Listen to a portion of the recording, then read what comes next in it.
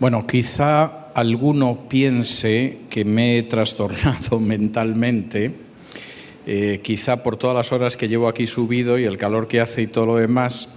Sí les digo que vamos a empezar hablando de una conferencia que tuvo lugar en Kenia, Nairobi, a final del año pasado. Y alguno dirá, ¿qué tiene que ver Kenia y Nairobi y la familia con todo lo que estamos hablando? Porque hasta ahora parecía que nos movíamos en el terreno de lo sensato y de pronto este hombre parece haber enloquecido. La última exposición que vamos a tener va a ser mucho más a vuelo de pájaro de lo que yo querría, pero al final tenemos el tiempo que tenemos y tiene que ver con algunos de los peligros con los que se enfrenta la familia en estos momentos.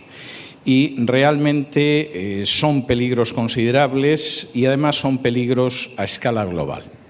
A finales del año pasado, en la conferencia de Nairobi, en Kenia, conferencia que se celebró bajo el patrocinio de Naciones Unidas, y no solamente de Naciones Unidas, sino de organizaciones no gubernamentales como Planned Parenthood, que es la gran organización de abortos en Estados Unidos, se acordó que todo el planeta en bloque, sin excepción, avanzaba hacia los objetivos de la Agenda 2030. Tengo que decirles que en ese avance hacia los objetivos de la Agenda 2030 hubo muy pocos países que se opusieron al acuerdo de la conferencia de Nairobi. En todo el continente americano solamente se opuso Estados Unidos y además Estados Unidos argumentó su oposición diciendo que la Agenda 2030 era agresivamente abortista y que como era agresivamente abortista el gobierno de Estados Unidos no la iba a respaldar. Se opuso también el Brasil y en el caso del Brasil en buena medida por la idea de que no está dispuesto a someterse a una agenda globalista y más una agenda globalista donde se impone la ideología de género y se impone también el aborto, y se opuso también Haití. En el caso de Haití porque existe un miedo considerable por parte de los haitianos en el sentido de que van a desaparecer como nación. Y la idea de que puedan desaparecer como nación los ha hecho en los últimos años muy sensibles a todo tipo de iniciativas. Pero en todo el continente americano, solamente Estados Unidos, Brasil y Haití se opusieron a la Agenda 2030. En el caso de Europa, solamente se opuso Polonia por razones de patriotismo. El gobierno polaco es enloquecidamente nacionalista y en ese sentido cualquier tipo de plan globalista les provoca reacciones contrarias, tampoco sin pensar mucho en cuál es el contenido del plan, sino que simplemente es un plan en el que Polonia no tiene un papel relevante y por lo tanto se oponen a él. Se opuso Bielorrusia, que es un país que forma parte de las repúblicas que se desgajaron de la antigua Unión Soviética y que tiene relaciones muy estrechas con Rusia, y en ese sentido tiene lógica que se opusiera a la ideología de género, porque Rusia y China son los grandes enemigos de la ideología de género, y se opuso Hungría, cuyo presidente Viktor Orbán es evangélico. Y, por cierto, además es un personaje al que día sí y día también insulta a la prensa europea llamándole de todo, fundamentalmente porque no está dispuesto a someterse a ninguno de los dictados de la agenda globalista. ¿Qué pasó con nuestros países de Hispanoamérica que todos votaron en masa a favor del acuerdo de la Asamblea, de la conferencia de Nairobi? Bueno, en algún caso no dejaron lugar a duda de lo que esto significaba. Por ejemplo, los representantes argentinos inmediatamente señalaron que esto significaba que se iba a aprobar el aborto en Argentina por vía de urgencia. Y, por supuesto, no les importaba en absoluto que el Parlamento argentino hubiera rechazado el aborto apenas unos meses antes, sino que inmediatamente se aferraron a la conferencia de Nairobi y, de hecho, nada más acabar la conferencia de Nairobi, aprobaron el aborto en Argentina de manera dudosamente legal, muy dudosamente legal. También los argentinos dejaron muy claro que esto abría la puerta al adoctrinamiento en ideología de género en Argentina y como al LGTBI que estábamos acostumbrados hasta ahora, pues se van sumando cada vez más letras, los argentinos hicieron referencia al LGTBI TTTQ+. O sea, el plus ya al final es como etcétera, o sea, ya lo que venga, pues que se queda en el plus. No podemos poner una letra más porque ya es que casi no nos quedan letras en el alfabeto. Y en ese sentido la conferencia de Nairobi iba en una línea muy clara.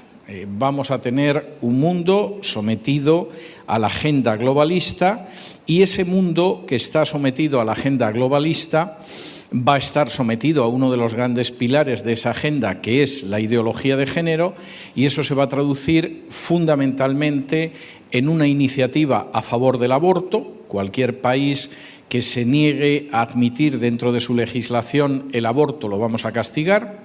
Por ejemplo, Ecuador se atrevió a rechazar un proyecto de ley del aborto en el legislativo y como si hubieran surgido del fondo de la tierra, pocos días después los nativos estaban marchando sobre Quito como si fuera una pesadilla y arrasando todo a su paso.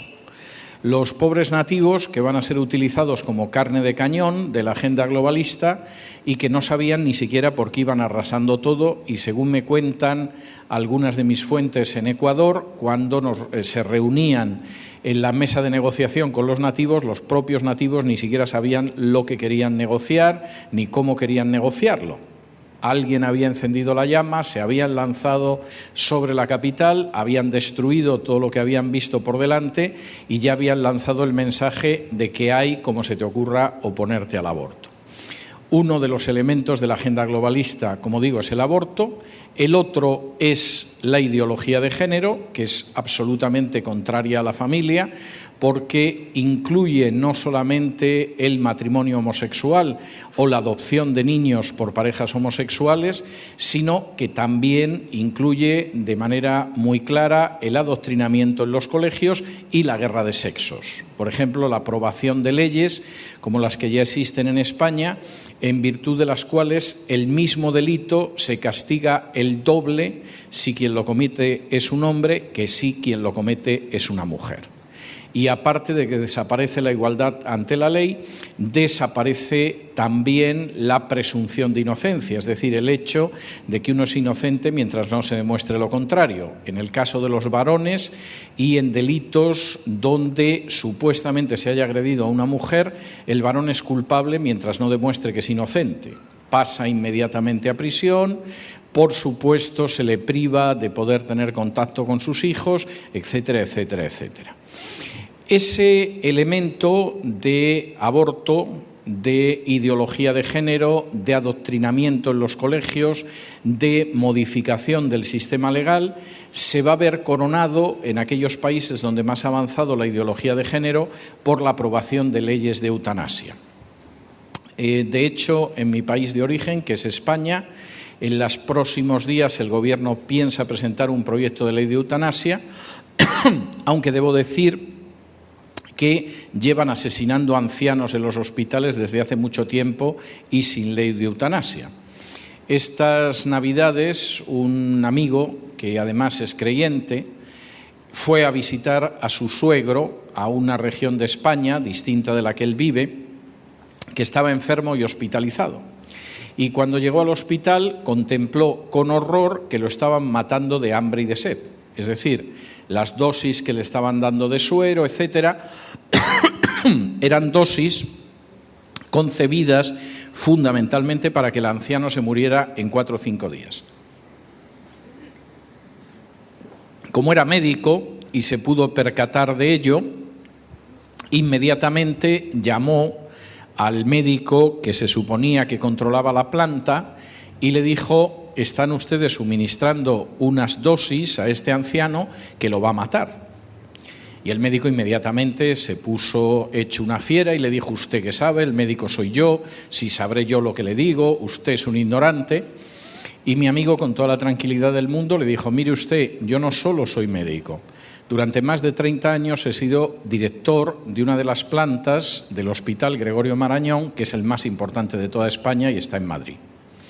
Y ante esta situación, el médico, que estaba matando de hambre y sed a su suegro, retrocedió, empezaron a alimentarlo como es debido y salvó la vida del pobre hombre. Si mi amigo hubiera ido la semana siguiente, seguramente hubiera ido al funeral. De modo que a los ancianos ya los están asesinando sin que exista todavía ley de eutanasia. Cuando exista la ley de eutanasia, esto será masivo y la idea es que en todos los países, junto con la ley de aborto, exista una ley de eutanasia. En términos generales, esto tiene una enorme importancia para la familia, no solo para la familia, pero sí para la familia. Vamos a atacar a la familia, vamos a destruir el concepto de familia. De hecho, en muchas ocasiones se puede oír como dicen que hay 20 y tantas clases de familias o protegemos a todo tipo de familias. Entonces, claro, cuando te empiezan a contar qué tipo de familias hay, pues ese tipo de familia pueden ser 2 lesbianas o pueden ser 2 homosexuales o puede ser una drag queen. En fin, es algo discutible que eso sean familias. Y eso va unido al hecho del aborto y va unido al hecho de la eutanasia. Es decir, vamos a destruir la parte inicial de la familia, los niños que van a nacer, vamos a destruir a la parte final de la familia, a los ancianos, a los que vamos a eliminar antes y vamos a sacar de este mundo. Y, por supuesto, en un caso decimos que son los derechos sexuales y reproductivos de la madre. ¿Quién estaría en contra de los derechos sexuales y reproductivos de una mujer? Pero el problema es que por derechos sexuales y reproductivos se entiende destruir una reproducción, que es lo que es el aborto, y cuando se habla de la muerte compasiva o del tránsito tranquilo de esta vida, en realidad estamos hablando de asesinar ancianos, de la eutanasia. Ese es el panorama absolutamente global con el que nos vamos a encontrar. ¿Qué papel tienen en medio de esta situación las iglesias evangélicas? Es decir, la familia ya sabe que de hecho está sometida a un acoso, que la educación que van a recibir los hijos en los países donde se impone la ideología de género es una educación contraria a la familia e insistiendo, por ejemplo, en las enormes ventajas de las relaciones homosexuales, que el aborto es algo que se insiste en que es algo natural y además es un derecho y, por supuesto, el futuro de los ancianos es un futuro que se dibuja negro y peligroso. ¿Qué sucede en el caso de las iglesias evangélicas frente a esta situación? Bueno, pues tengo que decir que aunque muchos evangélicos no se enteran en absoluto de ello, aunque no son conscientes de ello, para los que impulsan el ataque frente a la familia que está en la agenda globalista y en la ideología de género, los evangélicos son el único obstáculo para llevar sus objetivos hasta el final. En una reunión de grupos de organizaciones homosexuales de Hispanoamérica que se celebró a inicios del año 2019, a inicios del año pasado en Bogotá, entre las conclusiones a las que llegaban estaba, primero, que todos sus planes para imponer la ideología de género eran planes que estaban detenidos en Hispanoamérica. Hace al menos 2 años que esa meta se tenía que haber alcanzado y de manera contraria a lo planeado, aunque se habían producido algunos avances, sin embargo, en términos generales, la ideología de género estaba frenada y además estaba encontrando una resistencia que nunca se esperó. Segundo, esa resistencia solamente la daban las iglesias evangélicas. Es decir, ellos siempre habían pensado que la Iglesia Católica no iba a ser un obstáculo. Por supuesto, iba a haber católicos que se sintieran mal por el matrimonio homosexual, que se opusieran al aborto, etcétera, etcétera, pero la Iglesia Católica es un orden jerárquico y no les iba a plantear problemas jerárquicamente porque, a fin de cuentas, el Papa Francisco es uno de los grandes iconos de la agenda globalista en estos momentos. Eso, lejos de ser un error de apreciación de estas organizaciones, es algo que yo he podido comprobar en los últimos 2 años en Hispanoamérica. Yo me he encontrado en varias ocasiones con que al terminar de dar una conferencia se me acercaban jóvenes que eran de una organización católica para decirme que se encontraban con el hecho de que querían defender la vida o querían defender la familia y que les estaba poniendo freno era el obispo de la diócesis en la que ellos estaban. Y en algún caso me preguntaban con bastante angustia, yo casi diría que cuanto más jóvenes eran, más angustiados estaban, me decían, bueno, ¿qué podemos hacer? Porque es que el obispo de verdad que no es que no nos impida y no nos apoye, no, es que nos impide seguir. Nos pone una serie de trabas, nos pone dificultades y realmente si queremos salir a la calle prácticamente nos estamos enfrentando con el obispo y lo vivían de una manera muy difícil. Bueno, esto lo sabían perfectamente los que se reunieron en esta reunión de organizaciones homosexuales que se celebró a inicios del año pasado en Bogotá, en Colombia. La Iglesia Católica no es un obstáculo, va a pactar, es un orden jerárquico y como en todos los órdenes jerárquicos, el escalón de arriba manda. En el ejército a lo mejor el capitán puede estar pensando que el general se ha vuelto loco, pero al final las órdenes que se obedecen son las del general, no son las del capitán. Y en este sentido, digamos que la idea era clara. Tercer aspecto al que llegaban estas organizaciones.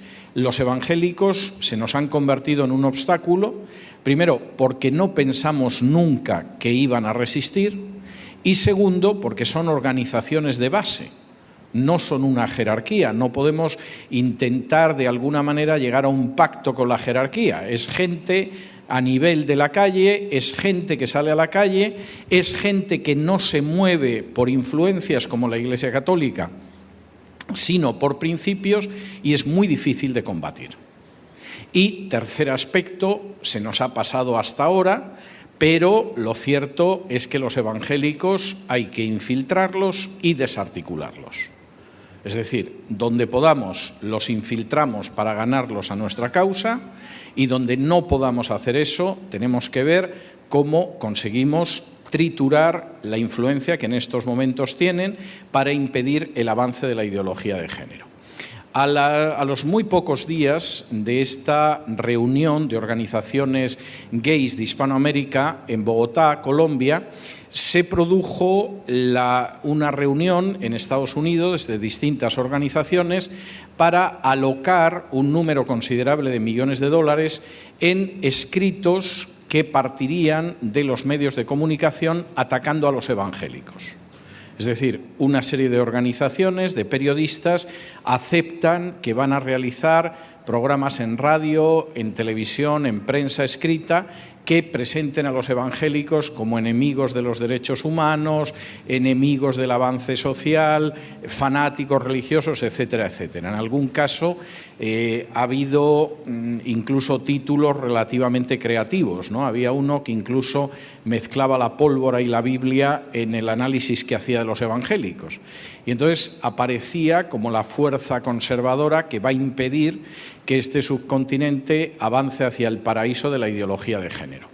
El problema es que incluso cuando leías alguno de estos reportajes, y lo leías con un poco de espíritu crítico, viendo lo que decía, la imagen de los evangélicos no aparecía mal. Daba la sensación de que era la única gente en este subcontinente a la que le importaba la familia y a la que le importaba la vida. Y entonces, claro, cuando te decían, bueno, es un peligro, porque claro, son los que han conseguido que Bolsonaro llegue a la presidencia para oponerse al aborto y oponerse al matrimonio homosexual, etcétera, decías, oye, pues lo que dicen nuestros enemigos de nosotros no está mal del todo, ¿no? O sea, por lo menos reconocen que expulsamos demonios, aunque luego digan que es en el nombre de Belcebú, pero evidentemente esta situación era la situación que se veía.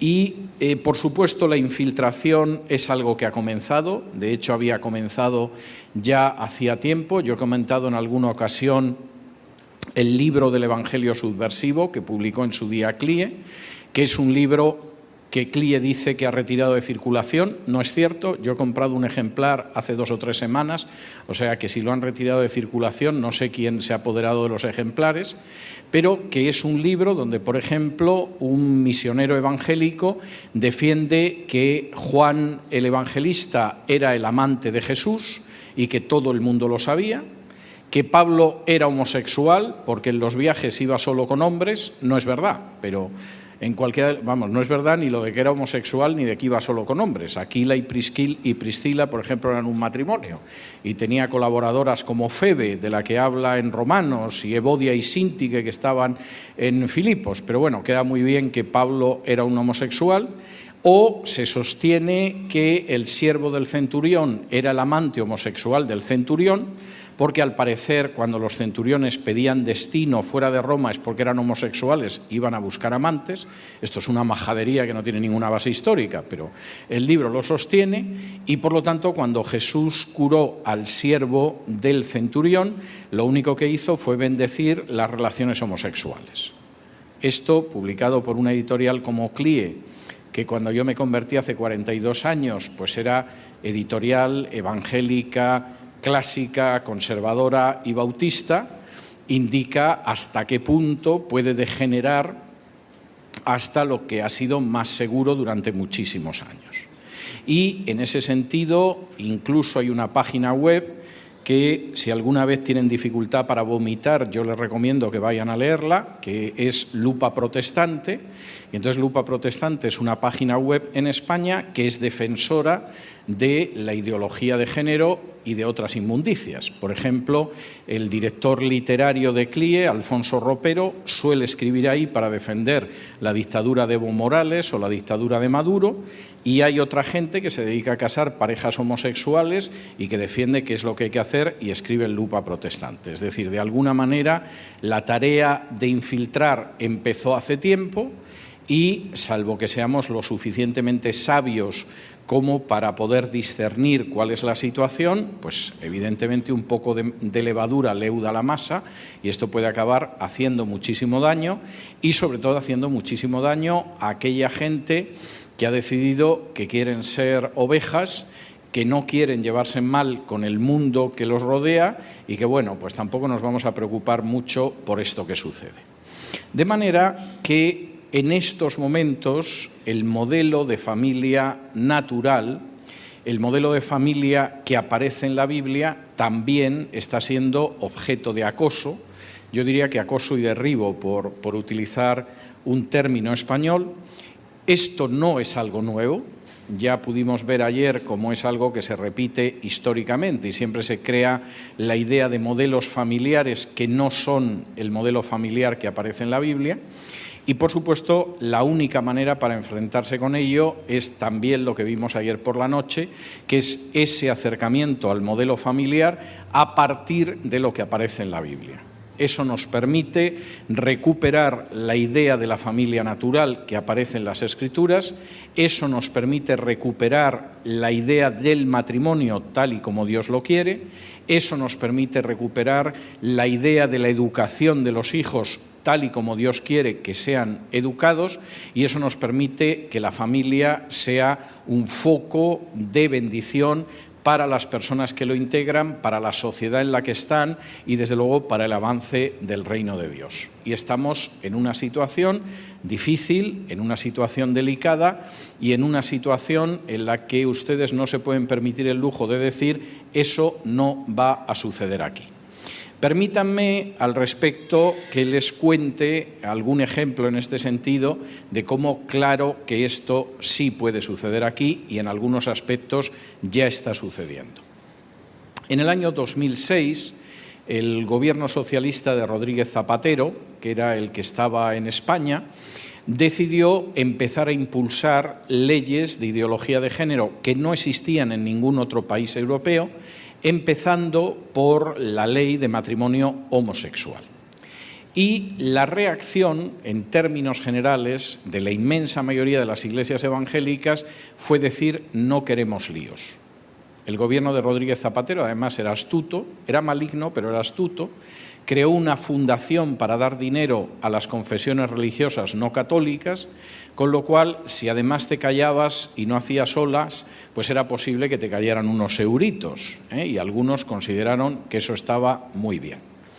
Cuando en un momento determinado, por ejemplo, un pastor de Andalucía escribió un libro que era una historia de los evangélicos en Andalucía, donde se criticaba el matrimonio homosexual, pues inmediatamente al gobierno no le gustó, llamó a la FEREDE, que es la Federación de Entidades Religiosas Evangélicas de España, donde hay denominaciones que casan parejas homosexuales, y les dijo que había una serie de proyectos de dinero que iban a dar a la FEREDE y que la FEREDE lo primero que tenía que hacer era retirar ese libro de circulación.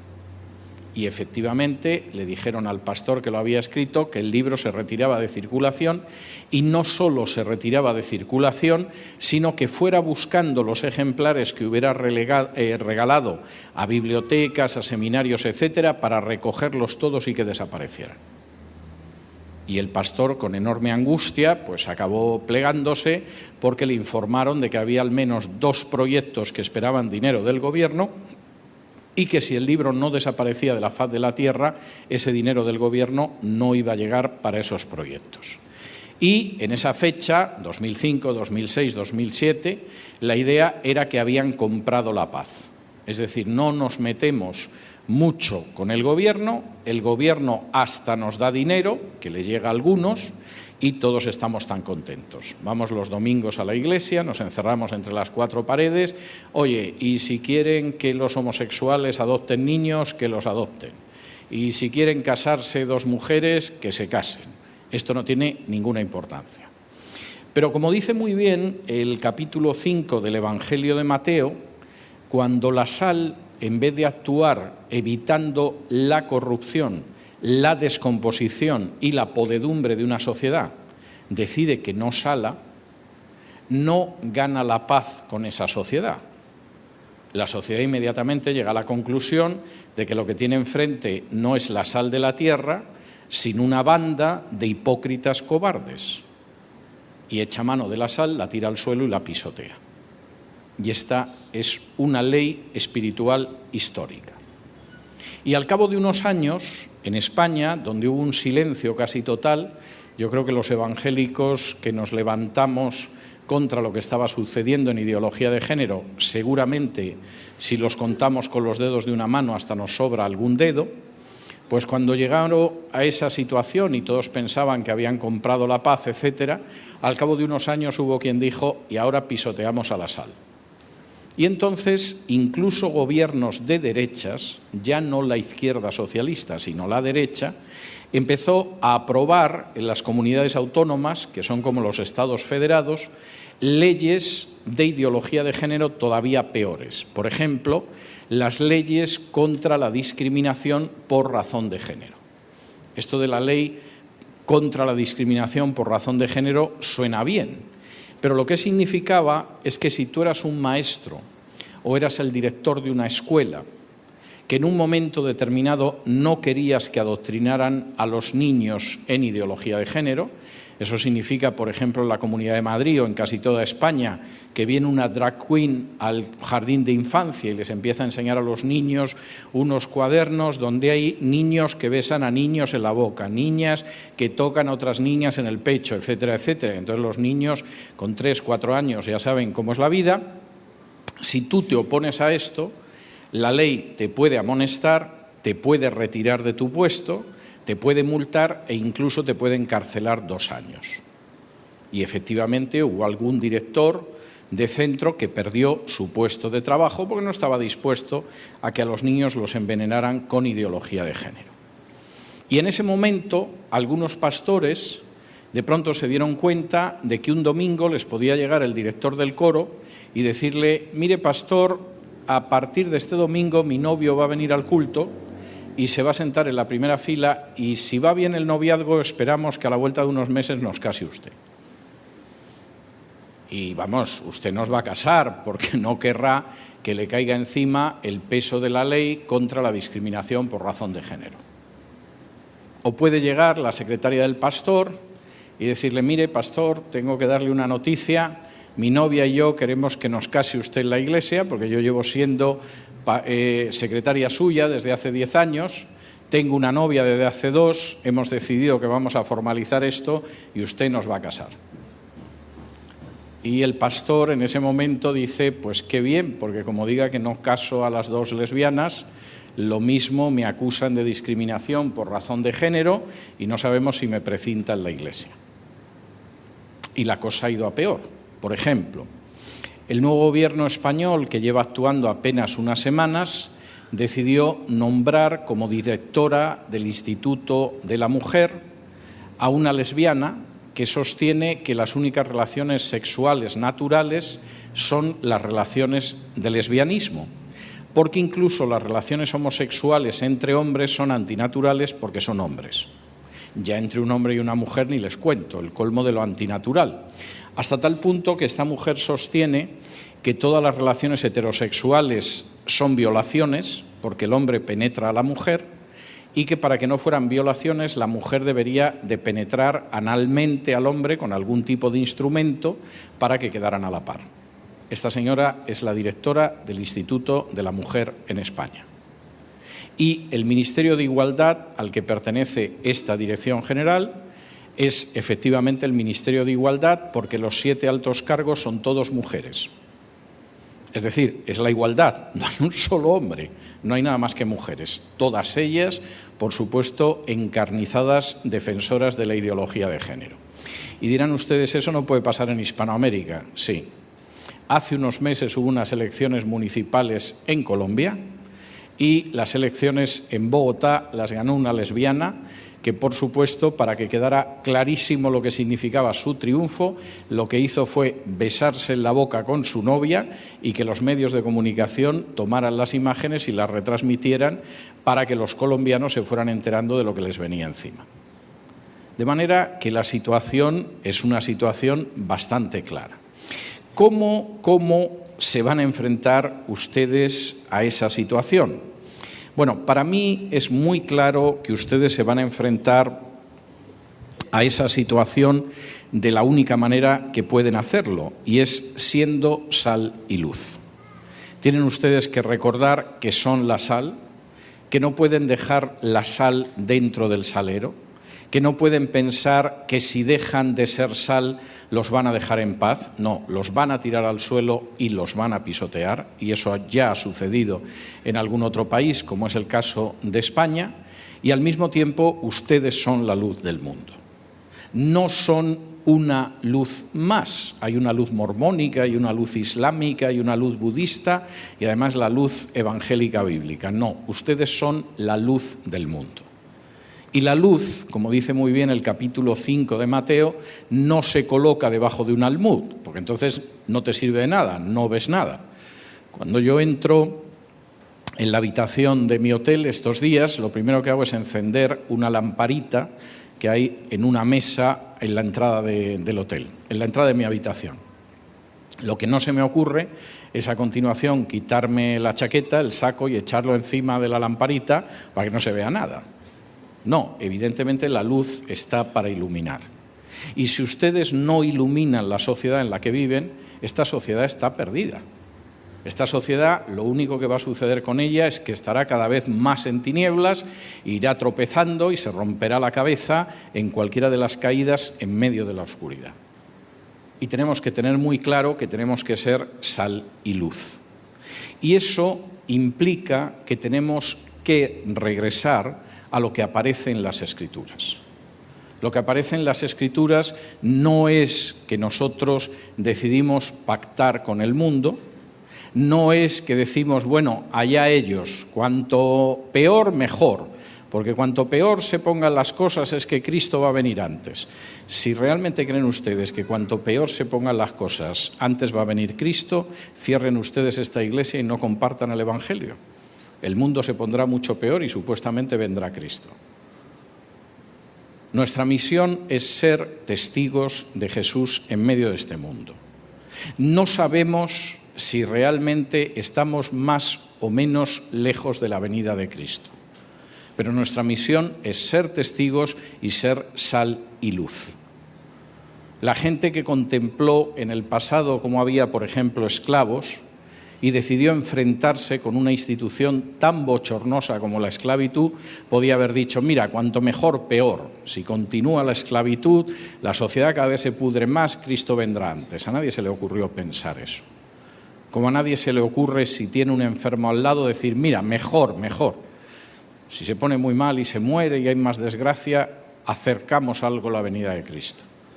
Somos sal y luz, atendemos aquello que en nuestra sociedad se está pudriendo para evitar que se descomponga, iluminamos aquellas partes de nuestra sociedad que están sumidas en las tinieblas y estamos decididos a buscar, en primer lugar, el reino de Dios y su justicia, porque todo lo demás vendrá por añadidura. Y ese buscar el reino de Dios y su justicia es que asumamos que el ser hijos de Dios es reflejar el carácter de Dios. A los hijos de Zebedeo los llamaban los hijos del trueno porque tenían muy mal carácter y reflejaban lo que eran los truenos. Si los truenos se hubieran encarnado, hubieran sido como ellos dos. Nosotros somos hijos de Dios porque tenemos que reflejar el carácter de Dios de manera que la sociedad vea las buenas obras y glorifiquen al Padre que está en los cielos.